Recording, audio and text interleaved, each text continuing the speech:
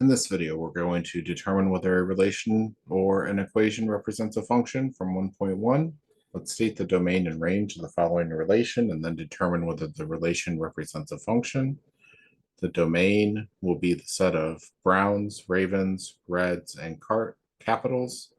And the range will be football, baseball, and hockey.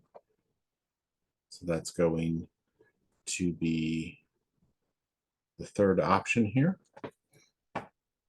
And does the relation represent a function? Yes, it does, because each element in the first set corresponds to exactly one element in the second set. Now let's state the domain and range for the following relation and determine whether the relation represents a function.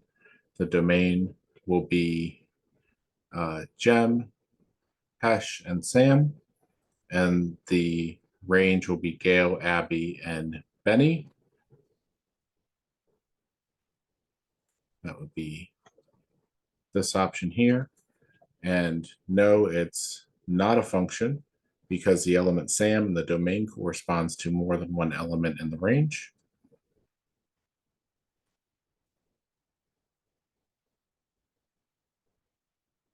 Let's go ahead and state the domain and range of the following relation and then determine whether the relation represents a function. So the domain is going to be -8, 2, and 3 when we list them from in ascending order here. All the input values, and the range is going to be 7, 9, and 19 when listed in ascending order. And the relation is not a function because there are ordered pairs with 2 as the first element and different second elements. So 2, 7, and 2, 19. You can't have the same input value going to two different output values. State the domain and range for the following relation and then determine whether the relation represents a function. So the domain is going to be -3, -2, -1, and 0. And the range is going to be 7. And yes, the relation is a function because there are no ordered pairs with the same first element and different second elements. So that's B.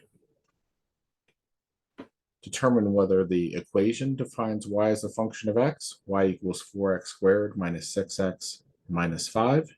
Yes, the things that we would look at that would make it not a function would be an even power on y, absolute value bars around y, or y equals plus or minus a square root, or some kind of piecewise function where y would be defined differently for two different x value for the same x value, something like that.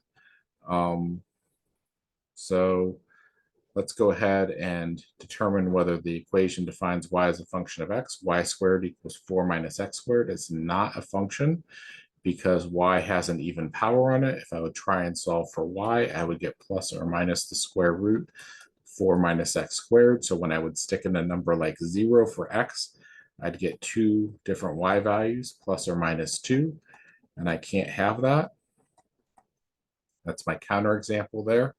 For every x value that I stick into number 5, I'm only going to get one y value. So that's why that's a function. All right, that's it for this video. We'll come back next time and keep talking about 1.1. See you for the next video.